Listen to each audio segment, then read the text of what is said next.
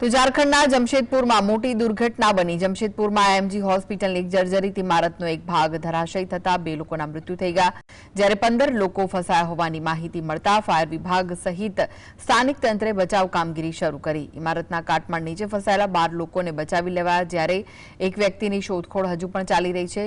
મળતી માહિતી પ્રમાણે ઝારખંડના આરોગ્ય મંત્રી ઇરફાન અંસારી ઘટના સ્થળે પહોંચી ચૂક્યા હતા। તેમણે જણાવ્યું કે અમારી પ્રાથમિકતા મૃતકના પરિવાર સાથે ઉભા રહેવાની છે। मृतक परिवारों वळतर तरीके 5 लाख रूपिया और घायलों ने 50,000 रूपिया आपवामां आवशे। तेमज आवी घटना फरी न बने ते माटे कड़क कार्यवाही करीशुं।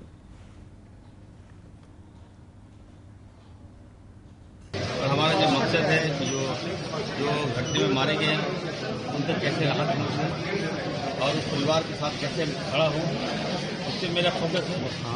और मुआवजे के तौर पर हम माननीय निर्देश पर 5-5 लाख का मृतक परिवार को देने के लिए आए हैं और जो लोग घायल हैं उसको 50,000 रुपये हम देने के लिए आए हैं।